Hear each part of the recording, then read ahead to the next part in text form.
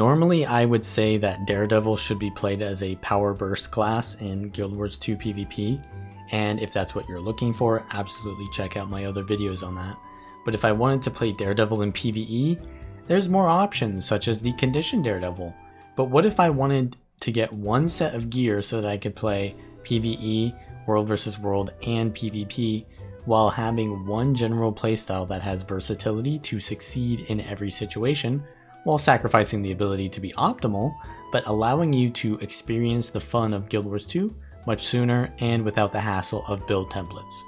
That is why I created this hybrid Daredevil build. It uses combo finishers to gain massive effects, which can be reproduced over and over because of how Thief Initiative works with the Daredevil dodge system.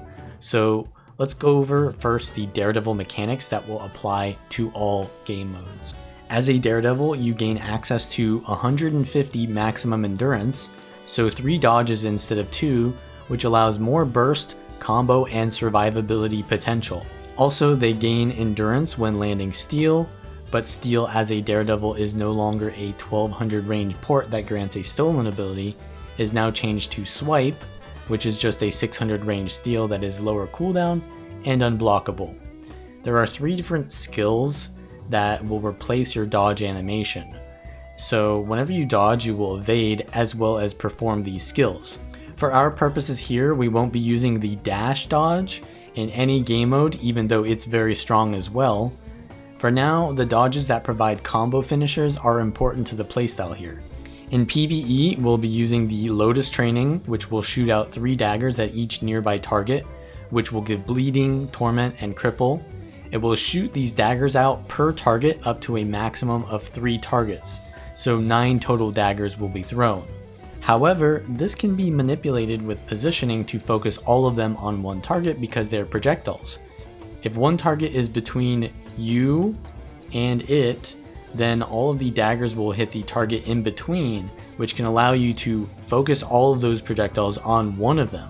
And in cases where there is one large boss and a bunch of small mobs, this can add many additional stacks of bleeding and torment.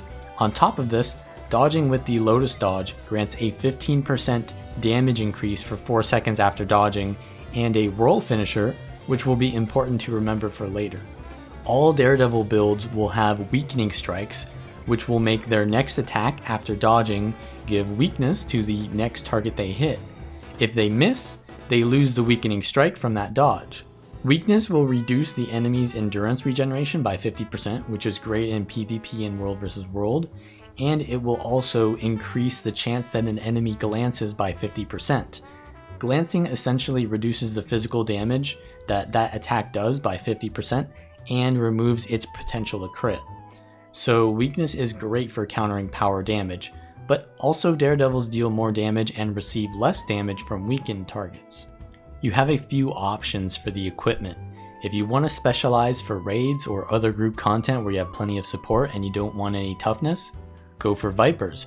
But if you want more self-sustain for open world, World vs. World, you can go for Celestial Gear. This gives every stat in the game a decent amount, which gives plenty of sustain and tankiness to the otherwise squishy Thief, but what the stat set lacks in damage, it makes up for it in its ability to stack might with boon duration due to aristocracy runes, which will give condition damage and will grant 5 stacks of might every time you grant weakness to an enemy on a 1-second cooldown. This means every time you dodge, you will give weakness and might on your next attack, and might not only increases your condition damage, but also physical damage, which this build has a good amount of both, though it is mostly a condition build. Also take the Orion Truffle and Meat Stew consumable, which will increase your endurance regeneration, allowing you more synergy with your dodges as well as survivability, and then it will grant 1 might every time you dodge, giving more of that delicious hybrid damage synergy. Then take 2 daggers with the Sigil of Earth and the Sigil of Agony for more bleeding application and duration, a short bow with the Energy and Cleansing Sigil because in World vs. World you need those sigils to survive, but the short bow also does great hybrid damage even in PvE. Then grab yourself a pair of pistols for World vs. World, one with the Sigil of Draining and one with Sigil of Strength to stack more might. If you can't get this gear immediately, because Celestial is sometimes a pain to get, then check out guildgen.com's gearing guide, which shows the best places to get stat selectable Ascended. You can start out using exotics or a mix of Carrion and Rabid as well for a budget version. The PvE traits are Deadly Arts, Trickery, and Daredevil. In Deadly Arts you get Poison on Stealing, and Poison will also grant weakness to each individual target on a 10-second cooldown. More weakness is more synergy with Aristocracy and Daredevil. Also, you will deal more strike damage to the target depending on how many conditions they have, giving even more hybrid synergy. Deadly Ambition will give condition damage and poison when using a dual wield attack. Since Shortbow is not dual wielding, only Death Blossom counts as a dual attack, but since you can spam Death Blossom due to the initiative system, this will trigger the poison plenty of times while also adding the bleeds. Even the odds isn't great because you won't be performing many stealth attacks, but it will give a long duration of might if you do, and a long duration of vulnerability when you land steal or swipe. The other options aren't better, so I would just go with even the odds here. Potent Poison will increase poison damage application from traits and poison damage and duration in general. If you wanted more survivability or utility, then you would take the Improvisation trait, which can give more stolen abilities and a chance to randomly recharge one of your utility skills. However, this build has plenty of survivability, so I take Potent Poison. Trickery will give more initiative over time and a larger initiative pool, as well as lead attacks, which is a buff that increases condition damage and power damage per initiative spent in combat. You can choose between Thrill of the Crime, which gives you really good boons that you actually kind of want, like Swiftness and Fury and Might, or you can take Lesser Caltrops, which would put down a small AoE that bleeds and cripples enemies over time.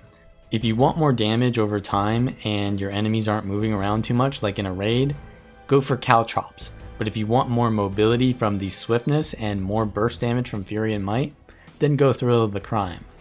Take Bountiful Theft for the Vigor uptime, which will give you more dodges and therefore more of all the things that come with that. Then take the Deadly Ambush trait, which makes bleeds do more damage and your swipe will give bleeding. And Daredevil, take Escapist Fortitude, which will cleanse a condition and heal you for 500 every time you successfully evade an attack. And since you'll be spamming evades non-stop, this will give you plenty of sustain. Havoc Specialist is just a bit more power damage because the other options really aren't amazing. And then go for Lotus Training on the PvE version. Signet of Malice is a super powerful heal. The more things you can hit, it heals more, so it scales up in larger situations. Also, it will heal you for any pulsing fields you have out. So if you take the Caltrops and dodge underneath someone, it heals you for every pulse for every target hit by it. Also, Choking Gas is a pulsing poison AoE. And of course your Lotus Dodge will send out 3 daggers at 3 targets, so that's 9 hits. So you can heal for an immense amount if you can position your dodges and fields very well. Signet of Agility will give you 2 more dodges and cleanse 3 conditions from nearby allies whenever it's cast, which will give you more dodges and essentially give you more sustain and damage. 1000 Needles is a preparation that arms itself after 4 seconds of being placed down, and when triggered it immobilizes, bleeds, and poisons for a lot of damage. This is great for holding your enemies in place to land your damage, and also on bosses that aren't going to be moving around a lot. Roll for Initiative is a good stun break, which also gives initiative to deal more damage. Dagger Storm will evade, reflect, and shoot out many daggers that bleed enemies, sort of like your dodge. When performed in a poison field, it can do roll finishers and stack up a lot of poison.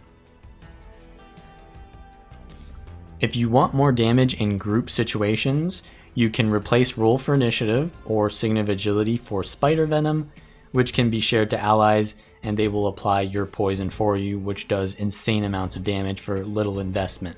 You can also take Basilisk Venom in group situations for CCing break bars. The dagger auto attack gives out some bleeding and poison and will also give out a bit of endurance. If you're out of initiative or dodges, it's good to use this, but make sure you hit that final auto chain, which is the last hit right there, and that'll give you the most value.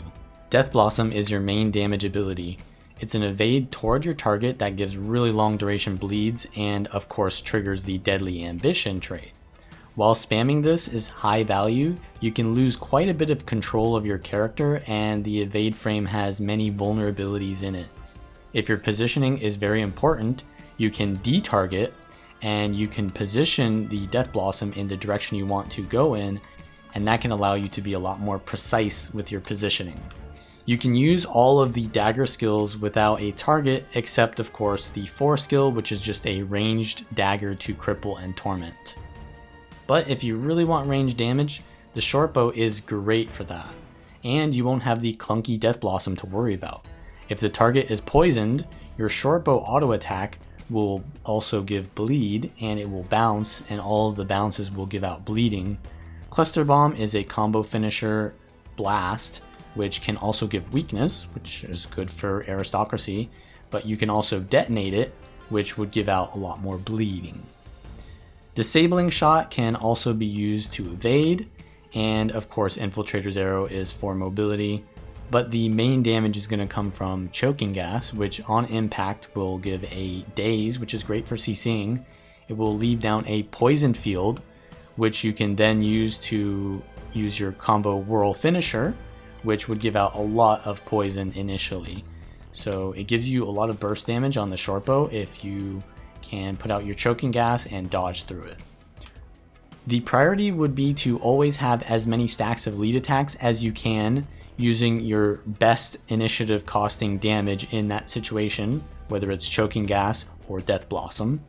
Maintain your Lotus Dodge buff, then fill in the gaps with your auto attacks or stolen abilities. There are 2 types of rotations you can do. There's the short bow and the dagger rotation. Depending on the situation, you can interchange between them. If you want maximum damage and can afford to be in melee, then go for daggers. If you just started a fight, pre-cast some Choking Gas because it's a low cast time and can charge up your lead attacks, then steal in, dodge, use Death Blossom in the field, and then position yourself while auto attacking to dodge and then Death Blossom back in, auto attack to position yourself for the next dodge, and Death Blossom again. So essentially the rotation is dodge, Death Blossom, auto attack, dodge, Death Blossom, auto attack. But while you're doing this, you want to be positioning to get the maximum amount of damage out of your abilities. And obviously you're going to run out of endurance because you're dodging, so you want to be auto attacking to get the endurance from your auto attack. You also want to dodge slightly on one side of your target and dodge through them so that it puts the caltrops on them but doesn't put you too far from the target that you can't Death Blossom immediately on top of them. So essentially you want to be on this side, dodge to the other side, Death Blossom back, continue auto attacking into that good positioning to dodge, then Death Blossom back in, and that's pretty much it. It's very simple in terms of the skill ordering, but the hard part is positioning to get the most out of those skills and managing risky positioning. If you want to deal damage but can't get in melee range or are taking too much pressure from range, then go for the short bow.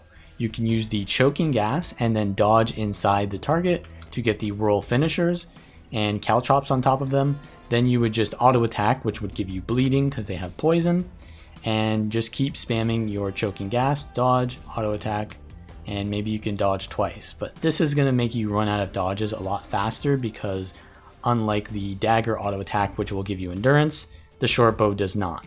So it's mostly used for situations where there are a lot of spread out enemies, and the short bow gives you that range to hit them all at the same time, whereas the dagger has a shorter range on its attacks. So let's go over some of the decisions that I make while attacking the golem with the moderately damaging area pulse. So I'm going to go in with the Choking Gas, and that's going to give me a bunch of lead attacks. So I just spam that at the start because it's really fast to use it, and it's at the start of the fight. But after I get into the fight, I'll have the lead attacks already up, and I won't have to worry about it. And then I just want to use my 1000 needles whenever it's off cooldown and just do the normal rotation. And yeah, that's pretty much it. So use 3 choking gas here. I'm going to dodge in, use Death Blossom, and then prepare 1000 needles, auto attack, position, dodge out, Death Blossom back in, and then use my 1000 needles. With all of my buffs up, I do the big damage, and now I just repeat. If I have stolen ability, I'll do that. And if I need more dodges, I'll use my Signet of Agility. And if I don't have Signet of Agility and I'm in like a raid situation, then I would give poison to my allies, and that'll do a lot more damage. But yeah, it's pretty much the same thing over and over, and you just got to worry about your positioning. So on the dummy here, it's pretty easy. But as you can see, the moderately damaging area pulsing damage is doing quite a bit of damage to me, so I might need to eventually swap to the short bow, and you'll see the amount of sustain that I get from the short bow is pretty good. So I use the choking gas into my dagger storm, and that gave me a lot of health there. So I'm just gonna dodge a little bit in the short bow here just to get my health back, and then I'm gonna swap back into the dagger when I run out of initiative and endurance, because the dagger will give me a lot more endurance regeneration here. So I just go back into the rotation here, and I've resustained because I went into the short bow there. And that's pretty much it. This is a Fractal 98 CM Mama. I start out by using choking gas to get my lead attacks, and I'm already in my rotation here. I'm going to be saving my dodges to dodge animations, not going to be using it as much for damage, but that's good because there's plenty of things to dodge here. And I detarget the boss here because there's poison underneath the boss, and if I just target the boss and use Death Blossom, I will go straight into the boss, and that will get me hit by the poison unnecessarily. So essentially, detargeting allows you to Death Blossom like parallel to the thing that you want to hit, and hit it but not go through it, and that allows you to have better positioning. Now though, I can just focus on dodging this shotgun attack.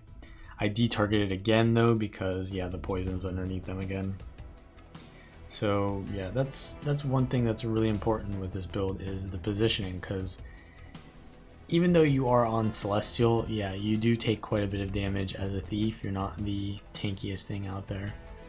And now there are ads coming out, which is really nice because whenever I dodge, it sends out 3 projectiles at 3 targets, right? So 9 projectiles. But since the boss has such a large hitbox, it'll actually eat all 9 of those projectiles, and you can see I'm getting quite a bit of conditions on the boss because of that, because the ads are essentially baiting out the projectiles, but they're hitting the boss.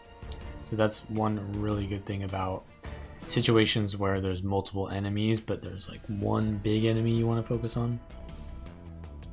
So here's the ad phase.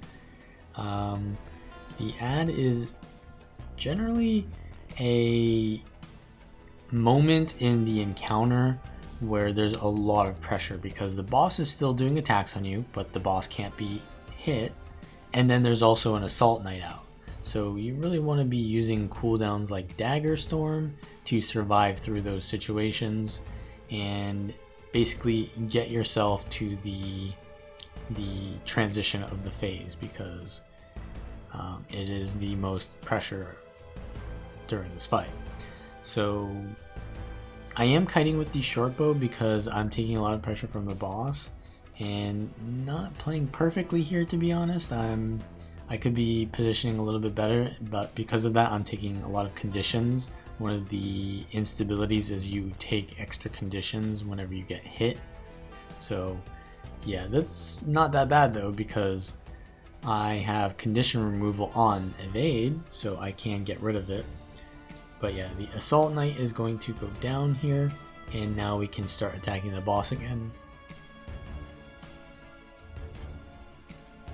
So ads are coming in, and I can just get extra damage on the boss. While they're doing that mechanic, I can get free damage on them because all I have to do is evade it. And yeah, that's pretty much how you play the build. You want to be thinking about getting your dodges to put you in the right position, and just timing your dodge so that the invulnerability frames match the animations that the whatever thing you're fighting is doing. Because if you're just dodging wildly and then you get hit in your vulnerability frames, then you pretty much are just wasting your dodges because you're not actually avoiding anything. So yeah, that's pretty much it. Now just enjoy the rest of the Mama solo.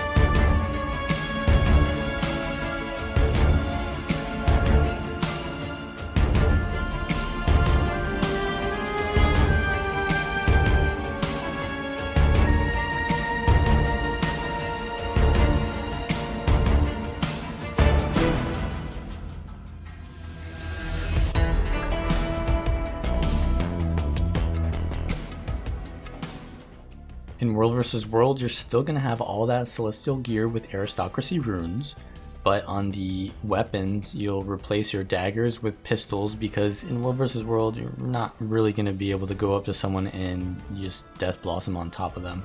It's not going to really work out that easily. So I take double pistols and the Draining Sigil with Strength Sigil, because The strength sigil will give you more hybrid synergy, and draining actually gives you like 1,000 lifesteal whenever you interrupt an enemy.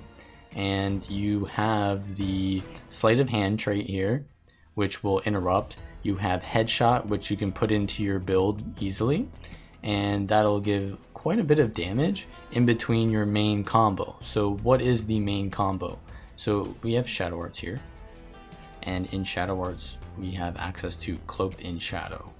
Cloaked in Shadow will lifesteal whenever you blind an enemy. So we're going to be using the black powder from pistol quite a bit, and that will lifesteal when you put it down while it pulses out blind. Then we're using the bound dodge. So if you leap finisher from the bound dodge through a smoke field, that gives you stealth. So we go into stealth, and now we have access to the sneak attack, which does like 5 projectiles that will bleed. So there's a decent amount of Condi damage there, and a decent amount of power because the attack does, a decent power burst as well. And if you use that through the smoke field that you use to get stealth, you will get another finisher which will blind, and since the sneak attack is a 100% projectile finisher, it'll do 5 applications of blind, which does 5 lifesteal. So that'll heal you for 1,000 and do about 1,000 damage whenever you land your sneak attack through your smoke field there. So it's a decent amount of power damage, a decent amount of Condi damage. Just landing one of those combos is going to do a lot of damage over time. So essentially that's pretty much how it works.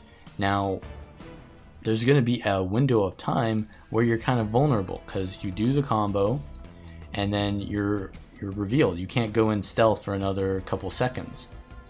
So essentially what you're going to do is you're going to want to headshot people. So you can headshot through the smoke field as well, and that's a projectile finisher that'll also blind. It'll do a little bit of power damage, but it'll also potentially proc the draining sigil. It'll interrupt people's heals or whatever they're trying to do to stop you, and it's just generally going to lock people down when you're most vulnerable. So headshot is pretty important on this build. You want to use your steel, your headshot in between your black powder combo to lock the enemy down, prevent them from fighting back, and then go back in to do the combo. And yeah, get a lot of value from the weakness from aristocracy runes, and yeah, just stack up your might from the sigil of strength. Now in trickery, as you can see, we're taking more power oriented stuff here because first of all, thrill of the crime, the swiftness is really important in world versus world because we don't really use a rune that gives swiftness, and we're not using dash. So when you steal, you're going to get swiftness, and when you're in stealth, you're going to gain movement speed. So if you're in stealth, you don't need to have that swiftness, but when you leave stealth, right, it kind of works out that you use your steal after you leave, right, and that'll give you the swiftness, and then you headshot, and then you go back into your combo, and that's kind of how it flows. Now the world versus world build, I've already made a video on it, so if you want to see more on that, I will leave a link in the description. But we're going to move on to the PvP build, which is essentially the exact same playstyle, and show some gameplay there. For PvP, you'll be using the exact same playstyle and traits as in World vs. World. Then the PvP gear is Wizard Amulet. It's not necessarily a Celestial, but it's the closest you can get. And then Aristocracy Runes for that might on weakness. Then you have the pistols with Sigil of Agony and the Sigil of Courage. That's sort of the same idea as in World vs. World, but you don't have Draining Sigil access in PvP, so I take Agony Sigil where I don't really have that much bleeding duration because I don't have Celestial. And then for the short bow, obviously Energy Cleansing. So like I said before, the idea of the build is to use your black powder. You want to dodge backwards, use your sneak attack through that, and you do quite a bit of burst damage in terms of power, and then there's a lot of bleeding on top of that as well. So just that combo, you want to keep repeating that, doing that, and you have your smoke screen as well to place on nodes, and that'll give you a lot of dueling potential. So this is definitely a decent duelist build. Not the best roamer because it's not that fast and the burst damage isn't really there, so it's more of like a DPS or a duelist more than a roamer. but you can still roam around, you have some mobility. Here's a ranked PvP match as the hybrid pistol Daredevil. Now, I want to usually go to a situation that's not too large scale because my damage is mostly single target, and I do have the ability to use short bow, which is nice in larger scale fights if I really need it. But yeah, generally I want to be focusing a single target, so I start out on their Reaper and I'm just interrupting their heal there. They immediately go in Shroud, but since their heal is on cooldown, they're not really able to use their heal, and we're able to get that kill. I'm going to put down some smoke fields just to prevent any counter pressure so that my team can freely cleave that. And now that we've got that kill, we're going to chase out and try to get the kill on this Guardian. I interrupt with the unblockable daze there to try to remove their projectile blocking. Right, this is mostly a projectile build, so it is countered by projectile countering stuff like tempests, and yeah, any kind of projectile block is just going to be good against this build. But I am going to chase this Guardian here, and what is nice about this build is that a lot of the damage has its own pacing, and that allows you to manage your initiative. So as you can see right now, my initiative is pretty high because essentially my damage is just from that one combo, and that combo has, like, you know, a 4 to 5 second, you know, cooldown on it because I have reveal and I can't just go in stealth again immediately. So I don't want to be just spamming out the black powders on top of each other. And what that means is that you have a lot of time to use other initiative using skills, and really the only initiative skill that is good to use besides the black powder is headshot, really, on the pistol. So what I like to do is use the black powder, do my combo, and then I'll be interrupting them with headshots and stuff like that.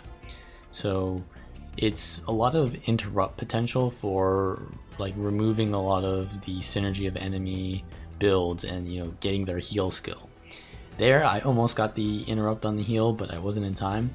I am going to use my smoke screen here, which will allow me to get the res here because they can't cleave because of the projectile block.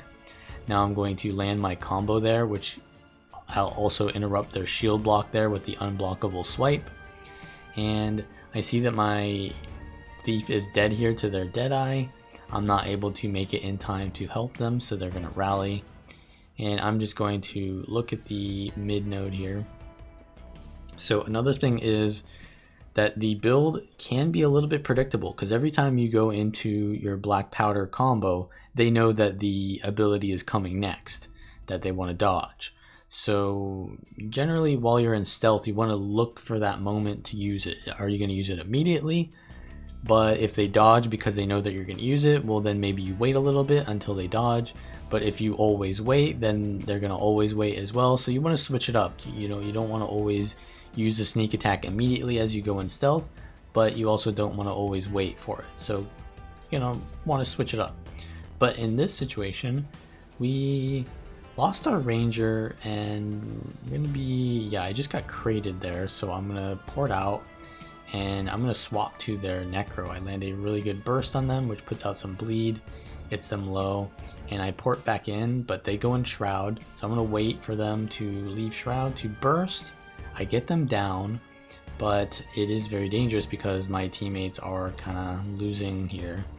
I keep throwing out my interrupts with the short bow 4, which is also going to allow me to get a lot of bleeding on the down body because whenever the target is poisoned, my auto attack will bleed, and since I'm so outnumbered, I'm also able to bounce the short bow here very well, which is going to give me a lot of down cleave here. You can see I'm actually surviving in a 1v3 right now and just constantly putting out the pressure here. I have to go down to my last black powder there just to survive, but my teammate arrives and helps me finish them off, and we actually get 3 kills here, it looks like. So this is, I mean, we lost the bell because I was 1v3. I would die if I didn't leave that, but these kills aren't really manifesting too much on the map because we're dying elsewhere, so we're not in a really good spot right now. So right now I'm going to, yeah, I'm watching our thief cap home. Now I'm going to head to mid, but yeah, there's two of them there. So I'm going to head to far, and at far, our Mesmer has died to the engineer. So I'm going to try to take the 1v1. This is a pretty decent 1v1 build. So it looks like they're kiting away. So I'm going to use my short bow to bait out some dodges, and they use one dodge. I use my black powder here. I'm going to use the combo, and that allows me to blind them. I tried to steal into their Corona Burst because that would prevent two of their attacks that I'd have to dodge, but I land a really good burst. I get jumped on by the Guardian and I smoke screen, which is actually going to prevent me from dying to grenades there, so that really saved my life, that timing there. I interrupt the Corona Burst this time, which prevents them from doing a lot of pressure and healing a lot as well, and I'm able to chase them with Shadow Step. You have to use Shadow Step very aggressively on this build to secure kills because the mobility is otherwise kind of low. So I get the kill there, and we're just capping the node while cleaving with the short bow, because when they're poisoned, they're getting tons of bleeding, as you can see. And I am just interrupting here, and they're gonna go down because they've taken so much pressure. But the enemy DH is now here, and I reflected a true shot there for 4k, not bad. And I get a really good burst on the Guardian, the core Guardian, that is. There's gonna be a down here, but their Necro is coming in, so I immediately, as soon as someone goes down, I go into short bow, and I'm spamming out the choking gas to daze so that I can get more poison and more bleeding, but also to interrupt anyone who's trying to res here. I put smoke screen on the node to peel for my allies, but my warrior is running around off node, so they're gonna die. So in this situation, I'm really not able to get that res too easily. So I'm just trying to get the kill on their Guardian, but I am getting focused by, it looks like their DH is on me too, and the Necro. So I'm just gonna get out of range, see if they'll swap targets. I'm back to spamming choking gas on the down body with my auto attack, and you can see that there's a lot of, you know, weakness, poison, and bleeding going out, which is just really pressuring the enemy.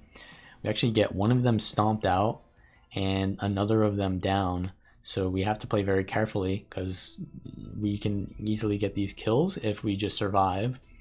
And yeah, we get the Necro's heal skill there, I think, with the interrupt, and we blind them. So we're able to get 3 kills in a 2v3. Well, one of our players died, so it's sort of like we won a 3v3, but our player had rotated out sooner, and we give them 5 points.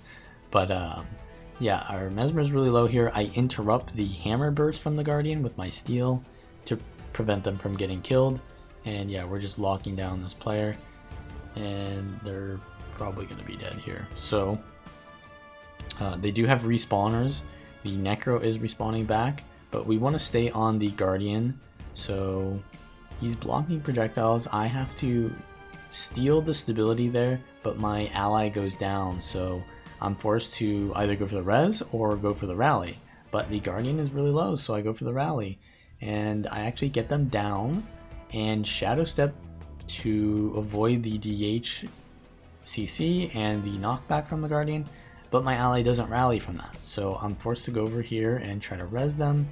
We do get the down on their DH there from, I think, our thief popped them and got the kill there, but once again my Mesmer doesn't rally, so we're gonna just be forced to revive them by hand by blinding the Necro so they don't cleave them out. And now we're pretty much gonna, yeah, we pretty much got the map now because we won that situation so many times that it allowed the rest of our team to win the rest of the map. So now we head into the bell. We're gonna win the bell again, and we've got a, you know, we've got a single cap here. It's, I mean, it's not amazing, but we've got a decent advantage on the bell because of that, at least. So we're going to be chasing the kills with our team. See that their Guardian is now on the bell, so maybe we should swap target to that. So yeah, I see their DH just decapped their home, so there's going to be a big team fight here at the bell now. And I put down smoke screen because that's going to prevent a lot of the projectiles from the Deadeye that's free casting, the DH that's also probably free casting, and probably the grenade hollow. So the smoke screen on the node there did a really good job of preventing our team from instantly dying. But yeah, we're still going to be very pressured because for some reason we're 2v1ing at mid, so we're outnumbered here. The Deadeye goes for a Death's Judgment on me, but I dodge it with some projectile blocks with Dagger Storm, and we actually get some downs here. I put down my black powder on the down bodies, which is always really useful in down situations because you prevent those down bodies from CCing and damaging your team, and anyone who's trying to res those allies can't counter pressure as well. So that's pretty much going to be a win. We've got the map, and we're just going to finish this game out here. So if you like this kind of content, then like and subscribe for more. If you would like to support me, then you can do so by checking out the links in the description and also sharing my content and commenting to promote more discussion. With that being said, I will see you all next time.